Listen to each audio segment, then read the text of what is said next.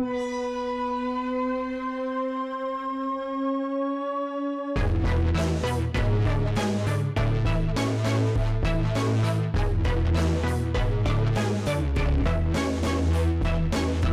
everybody, to the Tipped and Stiff podcast with your host, Cade Alvarez and Jarod Sturridge. Jarod, I hate the car registration system. Yeah. It makes you're telling me. It makes me so angry. Jarod, I've been pulled over for a litany of reasons. Yeah. But car registration seems like I was wasting everybody's time in the meantime. First of all, car registration should be free. Yeah, it definitely should. You know it's a tax, right? I bought the car. It is a tax. It's a tax. Another tax. That's going to end up, more tax money that's just going to end up in, like, I don't know, the Middle East inside like a suitcase. You know what I mean? Or it's going to just end up in some secret deal in Grenada. You know what I mean? Like, what do they need? Well, that's cool. I don't want that. All the money that's taken from car registration is the money that they use to fund secret wars around the world and in our country. Yeah, it's how they pay all like the. It's getting expensive probably to run like intelligence operations because they have to run so many on the internet and like, just like in local and large cities. Like it's probably really expensive, so they have to pay for it somehow. Jarod, I think. I meet people every day that are so stupid that I think they should just be chained to a desk, forced to do car re-registrations. Like for me. Like they should just tick up and they should look, oh, it looks like Cade's registration's ready to be registered, and they should do it for me. They should just call you and be like, hey, we're about to do this, or send you an email like, we have registered your vehicle again. That would be the most useful thing. What is your address? We'll send you the stickers. Can you explain to me? Because here's the thing. It's a tax to use the roads. Right. You know, that makes no sense. That makes no sense. What is state tax then? To live in the state? What? To breathe the air. To breathe the air within the state? Sure. What are we talking about? I just don't understand why I have to pay $85. And you know what's great? We live in Wisconsin. So $85 in Wisconsin isn't anything. You know what the most expensive car re-registration is in Oregon. Do you know what it is in Oregon? What is it like? It's from $250 and higher. Fuck that. That's robbery. Yeah. That should be illegal. It's already expensive to live there. It's already expensive as fuck to live there. It's getting more expensive to live here. That's insane. Yeah, I got pulled over. We already talked about this last time, but I got pulled over for. But you kind of deserved it. I did not deserve it. You know that we placed bets on what you got pulled over for? Yeah, I know. Because when I walked in, then Bryce asked me what it was. And then you were like, wait, what was it? You were out of the room. I was like, it was plates. And you're like, wait, what? Was I right? And I was so happy. And you were like, yeah. You did that thing that you do. The Joker laugh. Yeah. It was wonderful. I felt good for being right. Yeah. Can we, speaking of something that's stupid that the government and buildings do, somebody has been smoking illegal materials in our apartment. Not in our unit, but in the building itself. Yeah, in the complex. I came home with there was a pamphlet or like a piece of paper stuck in our door jamb. And I opened it and it was like almost all in caps and exclamation marks everywhere, like reminding people of like the what the lease says, the details of like what you can and can do in your apartment. You can smoke on the patio, but you can't smoke weed, and you can't smoke anywhere in the apartment. But our landlord came at like 3 p.m. or something. It was like 3 p.m. Middle of the day, and like that's when we always smell it too. There's just a strong odor in one of the hallways of just bud. We have no idea who it is. And it's stinky. It stinks. It stinks. I don't really care. I don't mind because it doesn't smell in our apartment. I can't smell it past our door. It doesn't really fucking matter. We can't hear anything past our door either. Right. Which is good because we have people over a lot. We have our friends over. Right. But this is the problem because there's 8 units in the apartment. Yeah. Somebody's smoking ganj in one of them. And we were wondering which apartments know who it is and which apartments think it's us. It's us, yeah. And 7 out of the 8 think they know who it is and they think it's us. And how many of those people are rats? And they're going to say something about it. She wanted the other apartment unions to rat. Isn't that astounding? You know what a landlord should do? Stay in their home. That's what a landlord should do. Collect the rent. A landlord shut up. could collect rent and shut up. That's what. That's what they should fucking Another do. person who should be chained to their home. Really, chained Right. into their spot. If you're a landlord, you should be on house arrest constantly. True. You should only be able to find out what's going on in the apartment complex via third party. Mm-hmm. You have to hire people. There should be a union for like renters, and you report whatever you need to report to them, and they decide what to tell the That's landlord. not a bad idea, actually. That's kind of a good Renters idea. union. A renters union. You heard it here first. We need a renters You union. might need Yeah. one. Well, they're gonna need when they all price everybody out. Exactly. Yeah. That's gonna be true. Dude, you imagine your union rep. So, how late was the building attendant to fixing your sink, your disposal, your garbage disposal? About like 30 minutes. He said he was gonna come at 11:30. He wasn't here till 12. We'll get that taken care of. Just see someone getting like ripped out of the unit, like arrested, black bagged into the van. It's just They come back. They stand up really upright, and you talk to them. They're like, "Hello, how are you today?" They're just like got zapped. They just zap them. That would be a smart idea. yeah. The light down the hall is a little sticky. I'll get right on that. Just like blowing WD-40 like with a stiff arm, like straight into it. No like mask or anything on. No Just like mask. I mean, renters have no power, like over any. They're at their will of their landlords. So. Well, you do have power.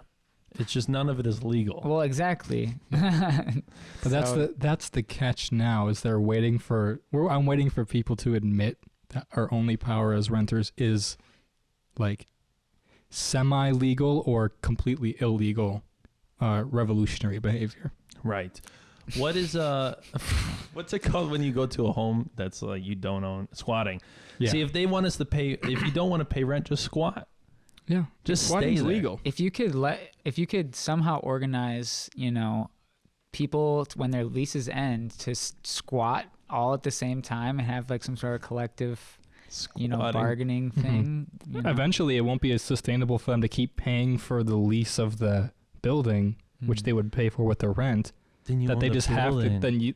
Then they just have to sell it to you, and you guys just buy it from them. But then you all become the landlord. Ooh. Maybe. I don't know. Or I don't know. Or we just like rent out the building to. I don't know. Maybe let's turn it into an art exhibit.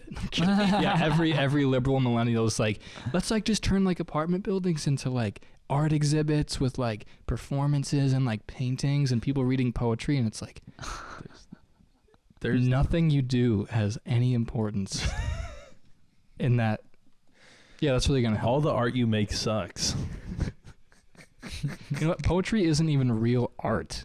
Just start, Well, here's the thing. Just start, getting worse. We need. This is the problem. This is because rent's gonna get more expensive. Also, our landlord's very nice to us. Sorry to be switching sides all of a sudden. We like her. Don't like her. Just job. wait till she raises the rent on you. Well, if she raised the rent, she's gonna have. I can't say what I was about to say on the air. You guys know. I'll be angry to say the least. I won't do anything. I'm not on a list. She's gonna have a anywhere. something at the something. At the something. Don't even worry about it. Probably a statement we may have said on the podcast in previous episodes about other people, but they can't sue us. This one can evict us. And I like my home. I like where we live. It's very quiet. Everyone's rather enjoyable. Everyone waves. I kind of like that. I come home, everyone waves. It's like, hey, buddy. And I'm like, hey, hey. We're in the middle nice area. We're in like a very chic, but like not. I'm kidding. No, we're in the kind of apartment where it's not like everybody's like disgusting. People aren't dying in the hallways, but like nobody avoids eye contact with each other. It's not weird like that. Right. Like in those really newer, high rent buildings, the millennial compounds, as you call it, that they've built out on the I and out in like Pleasant Prairie. Nobody even looks at each other. Dude, millennial compounds are the most detrimental thing to society. Honestly, if we were to compare the rate of millennial compounds and the rate of suicide in this country, I think they're going to be 1-to-1. Like 1-to-1. The idea that all of these desperate, college debt ridden, borderline basket cases all decided to live in a gated community that's not even really a community. They're like, it has a pool and there's a place to walk the dogs. Oh my God. They're like, oh my God. They're like, oh my God. That's how they react. That's how they react. They're like, there's a gym that I'm never going to go to. Never going to use. I'm never going to use. But if I ever decide we could use a gym, oh my God. That is how these people react. They have balconies. They have balconies. And they don't smoke. What's the point of having a balcony if you don't smoke? It makes no sense. Millennials don't smoke weed. Or cigarettes. They don't smoke weed or cigarettes. That's they don't do anything cool. It's the biggest reason that they're cool. But like, well, he's barely a millennial. But yeah, I am. But the thing that's different about you is that you don't live in millennial compounds. We're talking about a very specific The biggest difference between you and other millennials is you have a house. Now, it's not your house, but like you have a house. You own that house, basically. You rent a home, but there's a lot of identity that comes from that. Yeah, I love our house. It's perfect for us for right now. You know, it's in a great spot for us. And, you know, Kate and I were just picking up furniture from her sister today. And like, so you didn't get furniture from me? No, she gave us some like rusty rocking chairs for outside that she's trying to get rid of, which we'll take and make use of. But that's cute. Don't worry about it. It was free. No, I'm not, Bryce. I'm not. Okay. But here's the thing. The thing is, you're renting a home, they're renting a compound, an embarrassing assortment of a compound, and they think that they won, which is really weird. Like, that's weird. It is like no location. It's the Tesla of living. It's overpriced and it's not really worth the hype. It's just when they all look the same, like all the buildings look the same, and it's just kind of feels so like, I don't know, like fake or manicured or something. It feels hard to fit into that. Every time I walk by one of those places, or like I drive through for a delivery or something, David Lynch's Blue Velvet, when it's just that nice suburb in the beginning, and the song, she wore blue velvet, just like a weird suburb. Like everything seems right, but everything just couldn't be more wrong. Well, millennial compounds are the suburbs for people who can't afford a home. Because people in millennial compounds are people who think they have money, but they're really broke bitches. They're really gamers. They're really a bunch of pathetic gamers. If they spend a few hundred more dollars, maybe a few thousand more, a few hundred more dollars on a home per month, instead of on Mario Kart and Marvel and Funko Pops. The Nintendo Switch. The Nintendo Switch has been the most detrimental thing to millennials. It really has. Animal Crossing. Dude, I mean, they're like, it's just like when I was a kid. That's all they react. They're like, are you going to add me on your friend code? It's like, I'm going to shoot myself. That's how I feel right now talking to you. I want to fucking eat you. I want to eat you. You ever just look at someone and I want to consume you?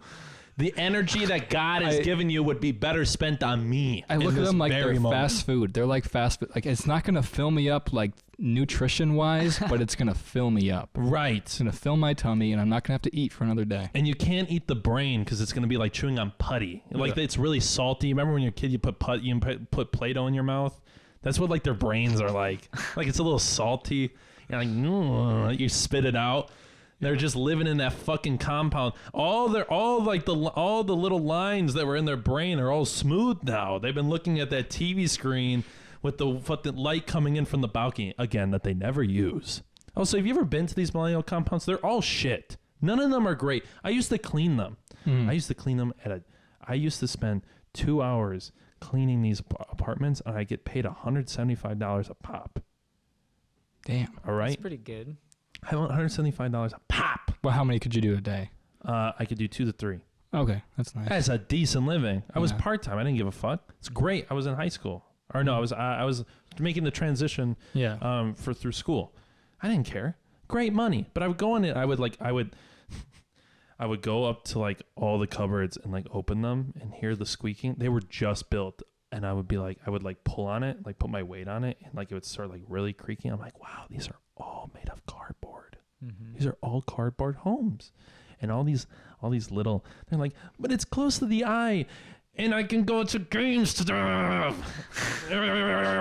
that's out there. Like, there's a Chili's down the road. I love Chili's. Like, that's it. They don't have any class. Chili's, that's perfect. They have no appetite for anything good. Because those are no location. Though it's a substituting a fake pretty landscape for no location. Like, your location is nice. No. Like, because you have a cool little store behind you. It's easy. Me. I'm not telling you this, not to say the story. You have a cool store behind you, and you have a cool bar down the street, and you have the downtown right down the street. Yeah. And there's trees. Mm-hmm. There's trees in And his neighborhood. There's no trees in these millennial compounds. And you had a shooting. And you have news, You have news. culture. You have culture in your neighborhood. I remember when Excitement. when I had a shooting in my neighborhood, I was like, finally, a good neighborhood. And it was over heroin or something. It was, there was yes. like multiple gunshots fired at a house. Yes. Like it was intense. Awesome. You were so excited to tell like 3 different people about it. No, more. You told everybody you encountered, My every little friend sis- that you hadn't seen about it. My little sister was outside on her bike. Oh my God. It wasn't right next door, at least. I mean, No, it was it down the was street or it was, something. like 6-7 houses down, but still, bang, bang, bang, bang, bang. Mm-hmm. I was like, what was that? And my stepdad's like, it's ready to go.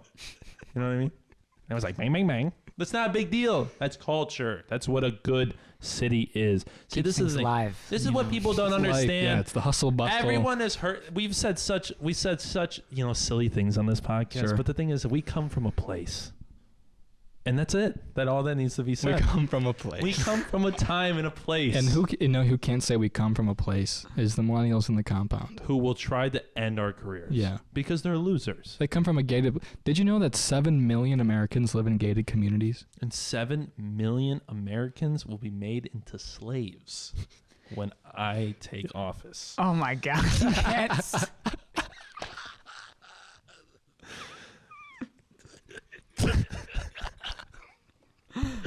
You're just asking about what will get us canceled.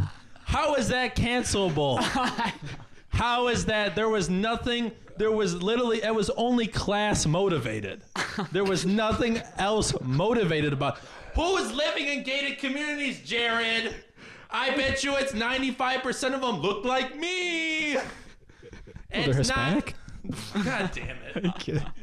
I'm not upset by that. Bryce is upset by that. What? It's not. That's not motivated It's not in bad. any sort of way except by class and culture. People who It's, live in gated it's communities. like personality too, because you would not like those kind of people. First of all, I usually don't. the people who live in gated, and this is why it's not bad, Bryce, that I just said that, because the people who live in gated communities, the quarter Native American in me, they would find out and use that to justify why a police officer shot me. They're like, he was probably drunk. He was probably acting out of order.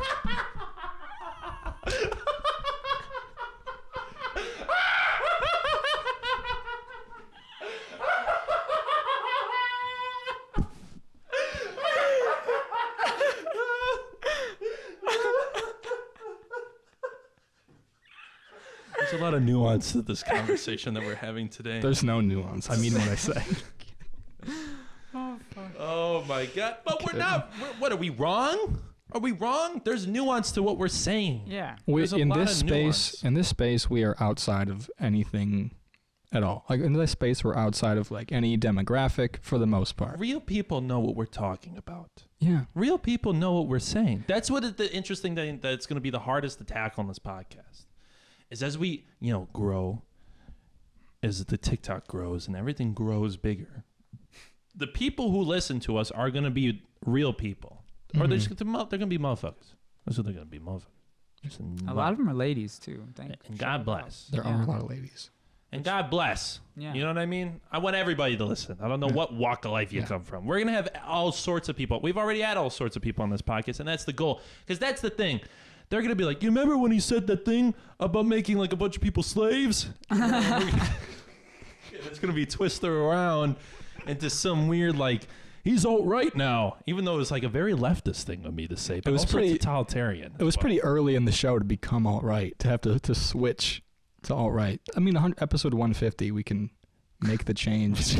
We can make the transition to alt-right. When we know the art isn't going to work out, we'll do the Ben Shapiro. Yeah. And we'll do the Ben Shapiro and Steven Crowder. When your art dreams don't work out, you You just become a fascist leader and you kill 6 million people. That happened. That literally happened. That's historical fact right there. That's not, and that's the thing. Like, to be fair, not to compare Steven Crowder and Ben Shapiro to Hitler, but Steven Crowder and Ben Shapiro, their like dreams in acting and entertainment didn't work out, and then they became political right wing, like that's grifters. Thank you. That's literally what happened to them. So mouthpieces. So you're right. Now instead of genocide, you do grifting.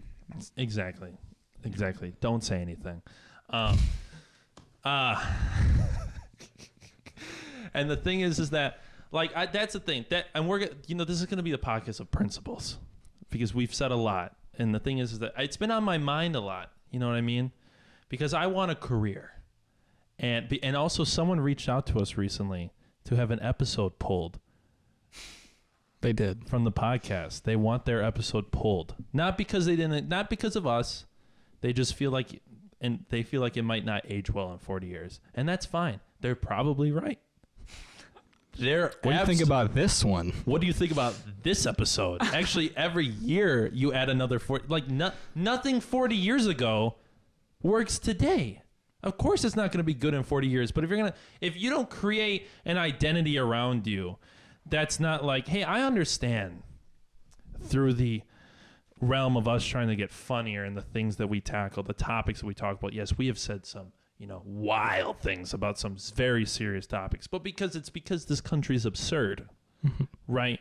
This, you know what I mean? Life is sad and absurd, and it's good to make fun of it sometimes, no matter how atrocious it may sound. And you have to, like, you should give people room to say responsibly atrocious things. And there's a line. Like, contextually, like, you can't just say... You shouldn't just be edgy to be edgy. Just to be... Yeah, because I'm saying, that's actually cringe. We have a word for that. That actually becomes cringe. It's like, you're trying to be based, but you became cringe. You shouldn't use the word based, because it is now taken in a very... Well, everyone's trying to, reclaim it, but it has so many nuanced meanings to it. And none of them are going to be able to reclaim it. Because 4chan claimed it a long time ago. That's why. Based has all these things are nuanced. Ignore this. Finish your point. I don't remember my point. God damn it. That's okay. I was trying to build off of what you were saying, in that we're just kind of reflections. Like, this podcast has always been just reflections of, like, how we feel about what's going on, and like how we, in the little things we do in our life, whether it's like going out with people or like going to work or fucking doing whatever, having thoughts, having relationships. A lot of it is absurd, and we give it all. We just unload it and rant it all to you here. Right, and also the thing is in the future, and we're already proving it. We're gonna have the receipts that we actually genuinely like supporting people's art and pushing them and giving them the space to exist. No matter if we get 15 hate comments in the first 15 minutes that the post is up about them. You know what I mean? Like, it's crazy. God bless Ms. Carmel Bliss. Mm-hmm. Excellent guest. It was educational. It was fun. I liked it. Mm-hmm. You know what I mean? Here we go. We have them come on, and then just gets blasted on the internet. And like, to me, it's like, I'm happy to, and they were happy that we did it, that we provided a space for them to come on and enjoy the show. And the thing is that that's, I think, in the future is going to trump anything that we've ever really said on here that people might get upset about, in a sense. Yeah. I mean, because as long as you just stay true to what you're trying to do. And I want to stay true. And I always, that's the thing. I always want to stay true, and we're going to. But one of the things that we did on the very first episode is talk about how we wanted to provide a safe space for people to come on the podcast and tell us about their art and feel comfortable doing it. And that we didn't want this podcast to be like a hate-mongering, fear-mongering thing. We knew we were going to talk about some fuck shit, and we knew we were going to make fun of some fuck shit as well. And we knew it was going to get silly at some point. But always, from the beginning, that was the intent. And we're on record saying that from the get-go. So, like, in my head, I just feel like if people refuse to understand that, fuck them. I will never apologize. Yeah.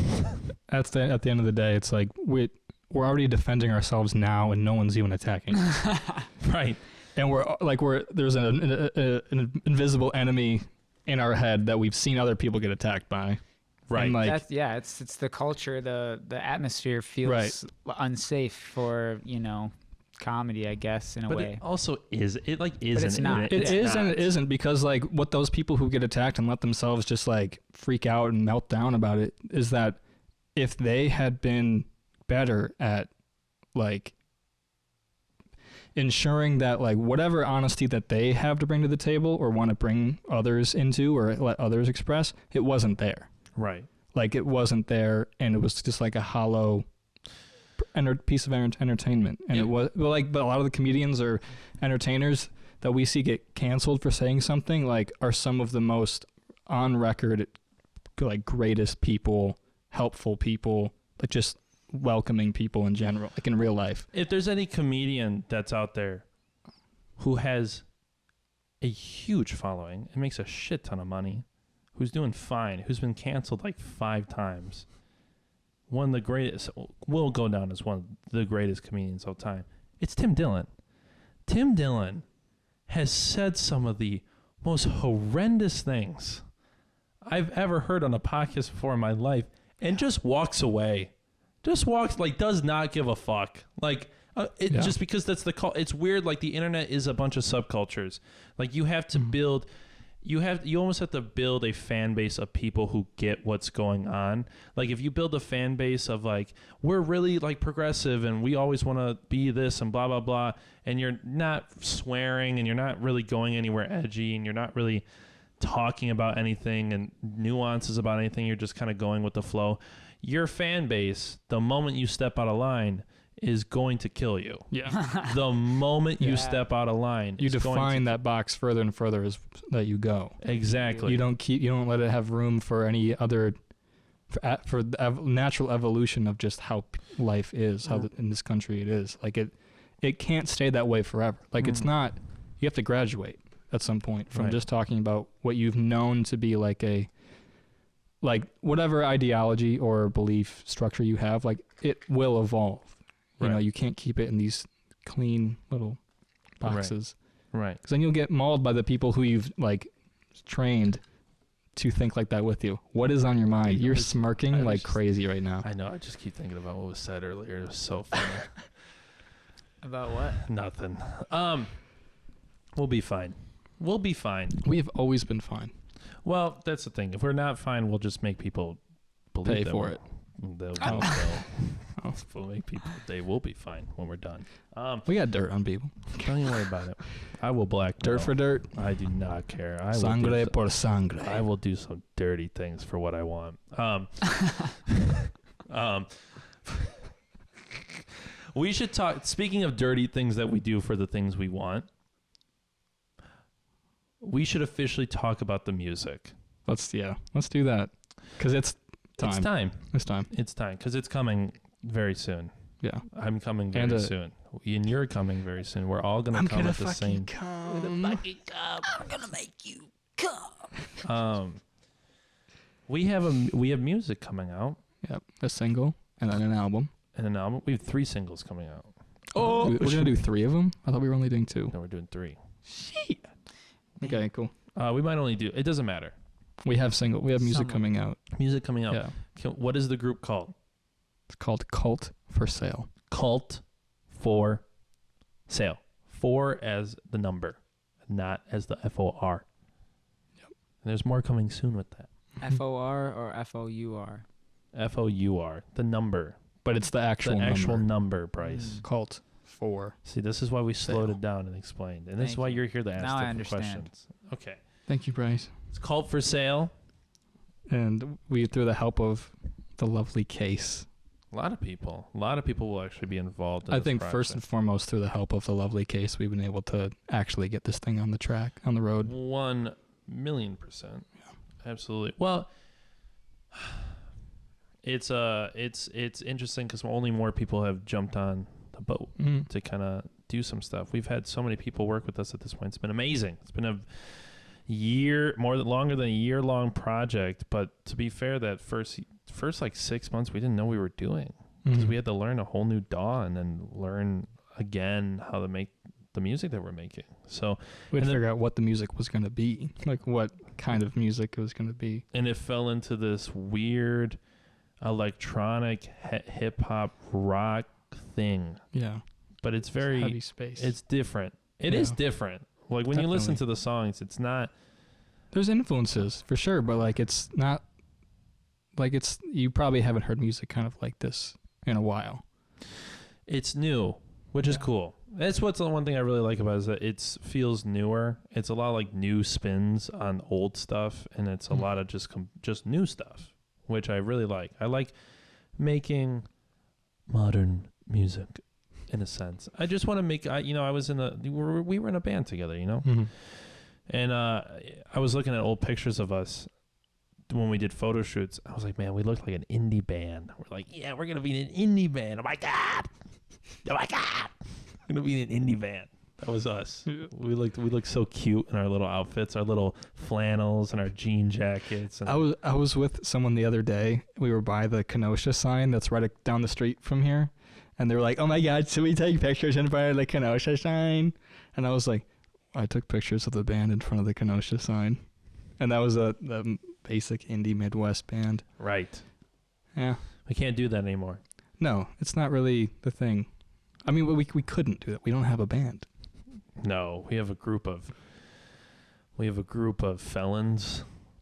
We have a group of 4 felons and 4 alcoholic felons. 4 alcoholic who are felons. Gaining weight by the drink. All of us. Yeah, we need to slow down. Wait, we'll stay out. Hold on, we'll get to that. We'll get to that. It's adjacent. And then we have like an astro projected wizard.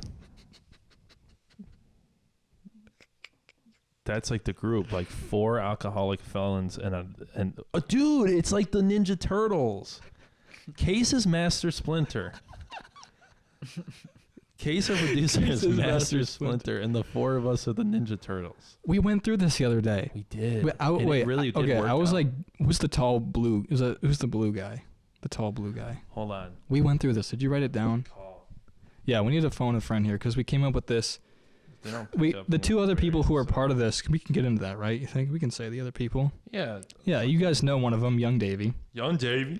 You probably know the other one, Tyler Rutho, aka Speed Up Crash, and his name might change.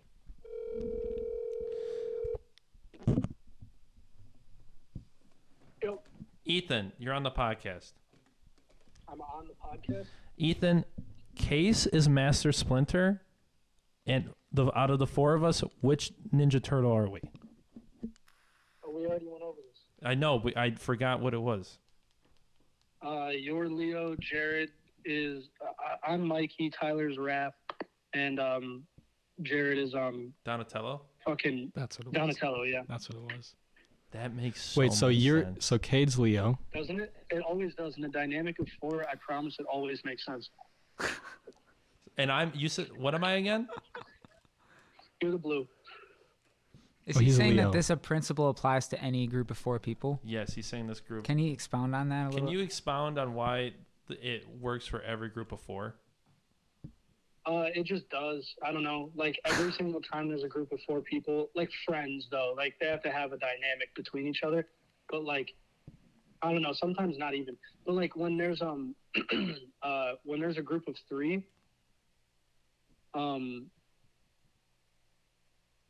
what was the group of 3? Powerpuff Girls? Powerpuff Girls? Like type shit. But there's a better one for the group of 3. Fuck. A group of 5 is like Codename. Scooby-Doo? Fuck. Yeah, Scooby-Doo's probably a good one. I was thinking more like Codename? Codename Kids Next Codename? Door, but Yeah. SpongeBob for 3. Fuck, what was a group of 3?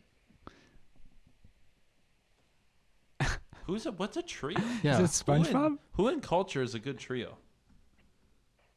The 3 Stooges? The three Migos. Ed, and Eddie. Ed and Eddie. Oh. Yeah. Actually, kind of though.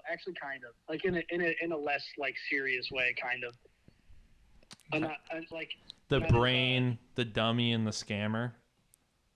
Yeah, the smarts, the brain, and the brawn kind of thing.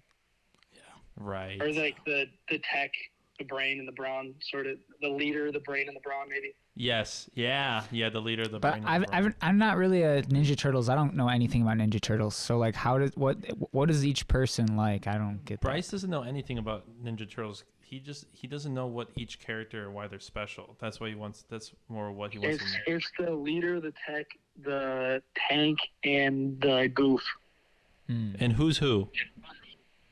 You're the leader. Jared's the tech. Tyler's the tank. I'm the goof. That's very fair. Isn't it? That's hilarious. I think that's very fair. Okay. Well, thank you for coming on the podcast today. Our very lovely guest. Yeah. This is the young Davey. We really just needed to figure that out. We appreciate it. All right. Have a good one. Bye. All right. Peace. Bye. That was easy. Interesting. I agree. Do you agree, Jared? Yeah, I do. I don't know what I would do as tech. I think I'm more of like silent intellectual of the group. You know what I mean? Like I come in with when we make an album, like the majority of the songs we've made for this album, the really deep cuts are me. Yes. And I think that's what my archetype is. That's fair. For the That's most tech, part. I think. Like, you know, like you're focused on something technical, but like something that you can do deeply well. I feel like that's kind of how I take from it. Like, It's kind of weird because it's like I'm focused on something very methodically, but in an emotionally heavy way. mm-hmm. You know, but you also have that element too with stuff you've made, where you have a very methodical approach to it, and also like a chaotic approach to it that makes it less like slow paced deep cut, like slow and emotional, and it makes it more like high vibration, you know, and makes it really intense. There's like multiple songs, and then I have some too, but like we worked on those together. Like those things will mix together evenly on the album. Right. There's the 4 songs I've made 4 real songs. Where you made the instrumental, where you made this song. Yeah, if you include the intro, Sure. but I don't really include the intro. And 3 out of 3.5 is like move it, like the entire time. It's fast paced, it's loud, it's abrasive. It's either supposed to be rage to or dance to. And there's only really one slow part that I wrote on the entire song, on the entire album, which is the last song, which I will not reveal. Which half of that longer song, like 5.5 minutes, but the first 2.5 minutes, 3 minutes of that are kind of to a slower hip hop beat in a way. Mm-hmm. But it doesn't really kick off to the end. And me and you wrote those together, technically. Yeah. It was, you know what I mean? Yeah. But different ratios of how we wrote it, but it's been fun taking kind of the input with all these songs from other people. Like it was kind of nice, like making a song and like giving it to someone else and being like, what would you do here? And then like hearing what they would do and being like, yeah, that was better than what I wanted to do. Yeah. And just kind of letting the room breathe a little bit. Yeah. That's been nice. I like that. Plus I feel like vocally we're getting a lot more challenged, or we're challenging ourselves more with vocals. And it's honestly because one, we have the space to do it in like a private way with thanks to Case, and 2, because working with Tyler, Ethan, and Trent, really working with all of them, and with Case. In Case. I mean, the 3 of those 4 are so vocal heavy with their music career so far. Like they've mostly focused on honing in their vocal skills, and the whole time we've been incorporating them, they've been telling us like mostly criticisms on our vocals and how to make those better and fit within the song. Yeah, and then every time we listen, and it always sounds better, like every single time. And then by the end of it, they're like, yeah, that sounds great. Yeah, that's the take. Like you did the take. That's the one we're gonna do, which is cool. But it's been a process, you know. It's been a long time. I know this isn't the most interesting thing, but I wanted to talk about it because it's like our shit. And we deserve to talk about it on our own podcast. The fact that like we're about to embark, like we're about to open the door. Because the thing is like people don't have music out. Like they don't. People don't make music. And people can make music, but people don't like just produce and put out music and like have like a marketing and media plan. Like people don't do that stuff. Like not everyone releases music with the intent that it's ever going to be played live. let alone be toured, let alone like to have a second album. You know what I mean? Like, I guess it's just weird. It feels strange that is about to happen again, where it's like, oh man, there's so much exciting work to do, and some of it's gonna be dirty, and I like it. It's been a while since we've been on that journey, since we've been starting that. You know, we've just been making the music, and doing the other shit with this kind of. But with the band, almost fucking 2 years ago, it's been like, not 2 years ago, 2.5, whatever. We were already like a few years down the line of trying to do it that way, trying to go on that climb that way. And like the doors wouldn't really open. Wouldn't budge. You know, it's slow going, but like we've learned a lot. We kind of know more now. It's exciting. It's gonna be the cult. Yeah. The cult. I'm gonna buy it. What do you mean you're gonna buy it? Silence. Every time someone asks David Lynch to elaborate on something, he goes, "No." They're like, he goes, "Believe it or not, this movie was one of my most spiritual." And they're like, "Can you elaborate on that?" And he goes, "No." Never explain yourself. What are we at for time? Oh, wait. Beachfront. 43 minutes. Bryce, can we talk about Beachfront? Yeah. I don't want to talk about Beachfront. I'm totally joking. Could you imagine? Bryce would be like, what the fuck? Yeah, I did. It was like, why? That'd be really mean. Talk about it. Let's hear you explain it better. Yeah, so Beachfront Arts Fest, it's happening in Kenosha this year, July 31st. Cult for Sale will be performing there. But it's basically, it's a free event starting, I think, at noon. It's a Sunday. Come down to the Kenosha Band Shell at Penoyer Park. And there's going to be 10 bands, all different kinds of music, a bunch of people doing like art, vending their art, selling prints and whatever kind of cool stuff they make. Food, we're going to have beer there. Like it's going to be a fun time. It's free, so come through. And a cotton candy machine. Maybe if Cade wants to do a cotton candy machine booth and get a license and do all the things you got to do. But if you're listening to this and you live somewhere near here and you want to maybe sell some of your art or something, you want to get involved, even volunteering, just go to our website, loveyourcommunity.us. And you guys will put it on the screen, right? Loveyourcommunity.us. Yeah, we'll put it on the we'll put on the screen, yeah. You'll remember to do that, right? We'll put it on the screen in the reel. Yeah, okay. Sure. But yeah, Jesus. Who will? Yeah, but come through or hit us up. We're a nonprofit just trying to make a cool time. We did it last year and we're trying to grow this year, so you guys are getting chunky. What's going on? We are getting chunky. Not visually. Well, here's the problem. Saying I'm fat? Here's the problem. I'm 21 years old. It's probably the biggest problem in my life right now. I don't think he was talking about your body. Were you talking about his body? Yeah, I was. Oh. Damn. It's getting a little fat. Right here? I'm literally not. No, he just knows from the night before the story. I've gained 6 pounds in the past month and a half. From alcohol? From drinking beer. Because we decided that it'd be a really good idea to drink every day for like a month straight, which we should not condone. Did we decide to do that together? Well, kind of. We decided to have the people over at our house every other day, sometimes 3 days in a row, sometimes. Yeah. Well, because our friends are animals, and I'm friends with people at Carthage who are all gone now. Yeah. But which is a college here in Kenosha. These college kids. And they like to throw down, believe it or not. They like to get a little crazy. Carthage is wild. I had some bad nights there, throwing up. Can you please? Sailor Jerry's. Did you go to Carthage? No, but I had friends. So when I came back home, they would invite me out, and they would just go really hard there. What bar or where would you go? We drank in the dorms.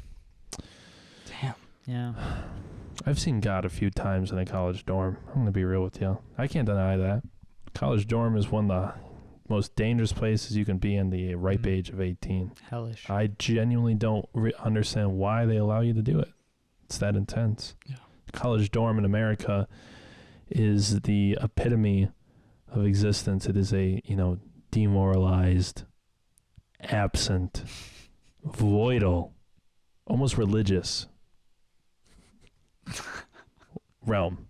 Yeah. Truly. There is so much, there's so much hormones and like life-changing activities, and there's so much drugs and alcohol involved. And you're just mixing all the things together, seeing what they're going to do, and then seeing what you can do when you're done with them. Ooh. You know what I mean? That's what it is. And then you're like, can I still go to class tomorrow? And then somebody, blacks out and you have to call the ambulance, and then everyone has to snap out of it, or someone starts foaming at the mouth because they had bad ecstasy, Oof. which is a real experience. I'm just sharing. Yeah. You know what I mean? Or someone finds out that they had a little too much Tito's. They're like, I'm going to have a little Tito's today. And then it becomes a little Tito's every day. And then it becomes a little more Tito's every day.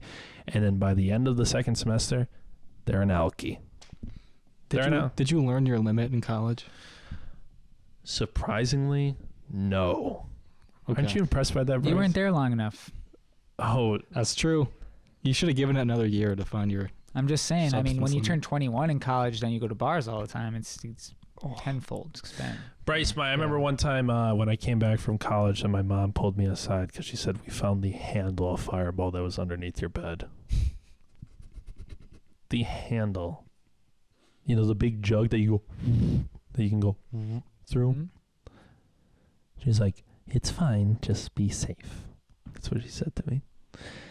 She said that's how she reacted. She said, I wanted to react the same way that that your grandpa did when he found beer cans in my car.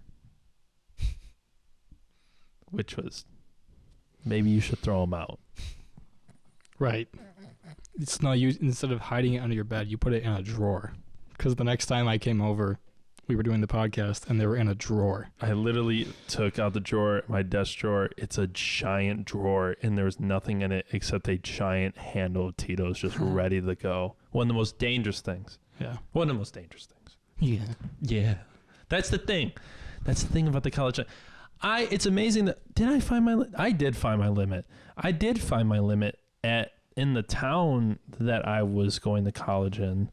But I wasn't currently in college, but I did find my limit. But that was because I was mixing things together and seeing what was going to happen. And I saw God I saw God like 3 times, and I freaked out. And you shouldn't do that.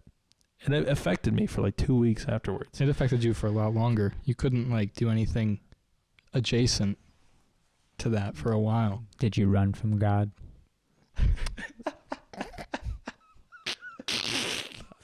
It was like I was like Icarus.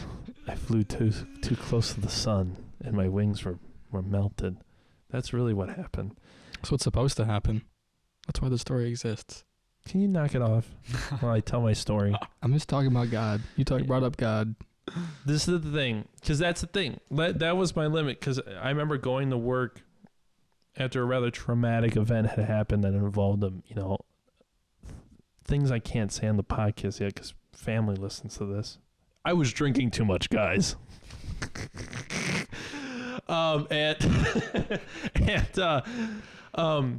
Dude, I remember I worked at Target.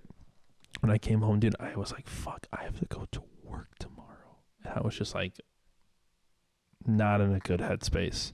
Mm-hmm. I remember driving to work, almost had like a panic attack, walked into work, and every step I took inside that Target, the ground was like shaking. It was like, as I was going along, and the whole room felt like it was just like slowly spinning, and all the noise around me felt like it was all like right in front of my face. Because you're having a panic attack. Because you're having a bad panic attack. My heart felt I was going to jump through. I was like sweating. I was like, I can do this. And I got in. I like put on my head. I was like, fuck. And people were like, are you okay? I'm like, oh, good. Just going to go to work. I was in the tech. I was in the electronics department. my boss was like, "Are you okay?" I'm like, "I'm good. Don't worry about me. I'm fine." And like, what calmed me down is they're like, "We need you to organize like all 80 of these like little CDs. If you can do that for us, that would be great." And so I sat there for 3 hours, just like moving everything into like alphabetical order. I'm like, this is so nice. Just staring at them. And eventually I felt fine when I got home. But the thing is that for like 2 weeks straight, I couldn't go to sleep without being worried about when I closed my eyes. That's horrible. What were you worried about? I was worried about seeing things that weren't there. Yeah. Or were they? Jesus Christ.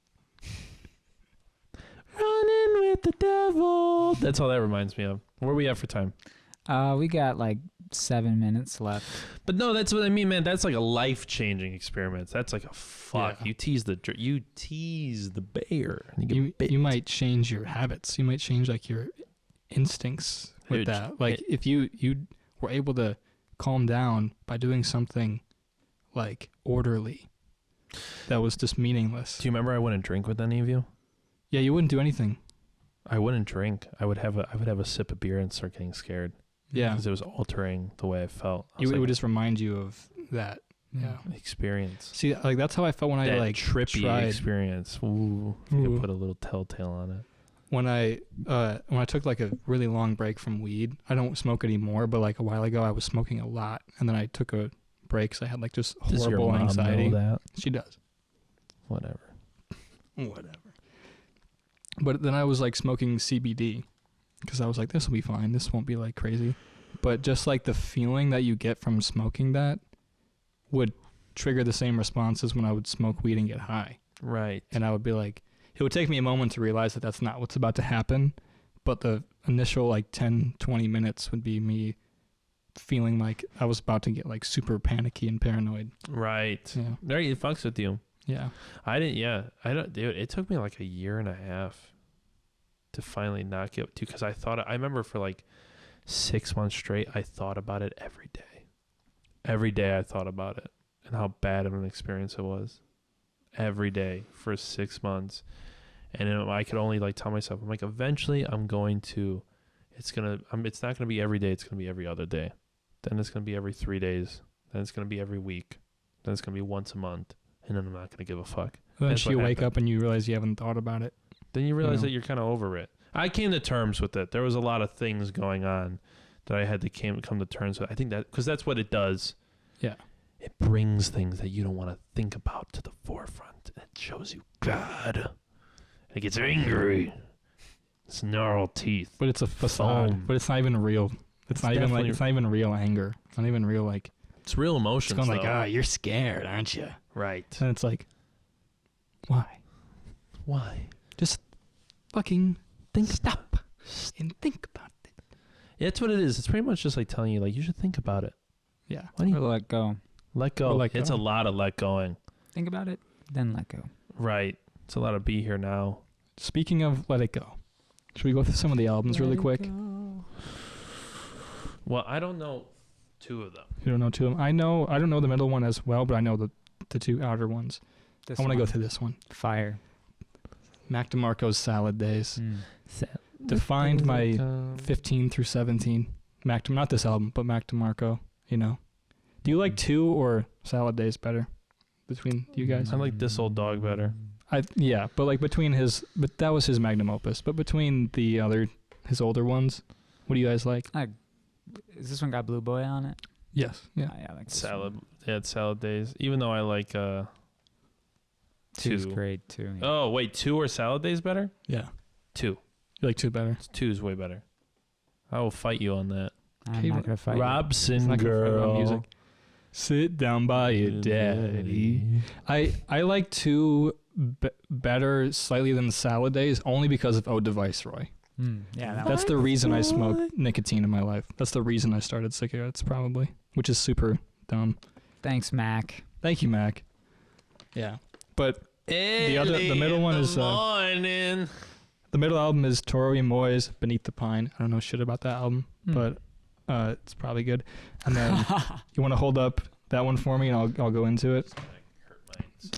All of these were given to me by our friend Kiona, who's an angel. Nice. And she gave me this, well, not us, me, these albums. This one's called For All Y'all by DeBrat, who's a Chicago rapper from the 90s. Cool. I don't know if rap, like hip-hop artist. It's a mix of stuff. Oh, I see. So she gave you these vinyls that you're going to play on my vinyl player. Did you get one? Incorrect. No, we don't have one yet. Neither of us have one yet. He is really adamant about not going in on one with me, even though, like, we do everything else together in the apartment. We are in on, like, almost everything else in the apartment, so is it a Gen Z to have a bunch of records but not a record player? No, it's just called it's called every moment that I have the ability to buy a record player, you know, my card blows up or somebody, you know, I have a medical bill to pay. Like, that's every time. Because a good one's going to be like $300. Like with a diamond tip. Yeah. $350 to $450. Oh, you want a good one? Yeah, I don't want a Crosby. I know. You might be a Crosby family, but I like my records to stay well. Because that's the thing. If you cheap out on a vinyl record player, it fucks your shit. You're gonna fuck your record player up. You're gonna fuck your records up. Yep. And I don't want to do that, Bryce. Okay. My records deserve more. Fair enough. Thank you everybody for listening to this week's episode. Please check out www.ikenosha.com for help with the theater, the Kenosha Theater, and also providing us with this space to record this wonderful podcast. We'd like to thank Bryce, our producer, with That's a Beauty production. We would also thank thank the city of Kenosha for not condemning this podcast and the space in which we record in. We'd like to thank people who keep listening to the podcast. We'd like to thank our fans. Yeah. We'd like to thank our fans. Thanks, guys. Thank you everybody. You guys are nice. And be nice, for fuck's sake. And thank you for watching and listening, and check us out everywhere. Hit that like, subscribe, TikTok. We're on the internet. I don't need to say it. We're everywhere. You know where we are. Tipped and Stiff Podcast everywhere. Tipped and Stiff Venmo. That's actually the most important one you need to know. Right. The Tipped and we Stiff. Have that one made? Yes, the Tipped and Really? Stiff. Yes, yep. The Tipped and Stiff shit. Venmo is up. Go check it out. Thank you, and don't drink and drive. That was nice.